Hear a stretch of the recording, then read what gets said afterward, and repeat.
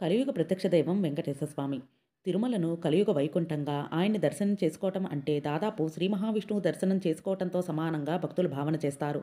ఆ మహామూర్తిని ఆమూలాగ్రం చూడటం అంటే ఈ జన్మకు కావాల్సింది లేదు అనుకుంటారు. శ్రీహరి సంపూర్ణ దర్శనంతోనే మోక్షం లభించినట్టే భావన చేస్తారు.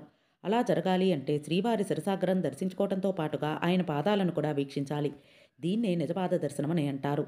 ఆనంద నిలయంలో వెలిసిన వెంకటేశ్వర స్వామిని గనక పరిశీలిస్తే ఆయన కుడి చెయ్యి కింద వైపు చూపుతూ కనపడుతుంది.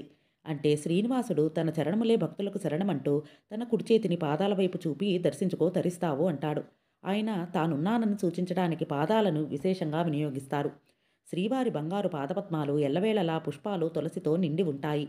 ఉదయం పూట సుప్రభాత దర్శనంలో మాత్రమే ఎలాంటి పూలు తులసి లేకుండా శ్రీనివాసుని బంగారు పాదాలను దర్శించుకోవచ్చు. మిగిలిన సమయాలలో శ్రీవారి యొక్క మూల విరాట్ నిజపాదాలు బంగారంతో తయారు చేయబడిన పాదకవచాలు తొడగబడి కనపడతాయి. శుక్రవారం పూట అభిషేక సేవకు ముందు బంగారు పాదకవచాలను పక్కకు తీసి స్నానపీఠం పైన ఉంచి ఆకాశగంగ తీర్థ జలాలతో అభిషేకం చేస్తారు. అభిషేక సేవానంతరం నిజపాద దర్శనాన్ని పేరిట భక్తులకు పాదాలను దర్శించుకునే అనుమతి ఇస్తారు. అంటే శ్రీనివాసుడంటే శ్రీపాదములు, శ్రీపాదములంటే శ్రీనివాసుడు అని అర్థం. ఇది శ్రీవారి పాదాలకున్న విలువ. శ్రీమాత్రే నమః.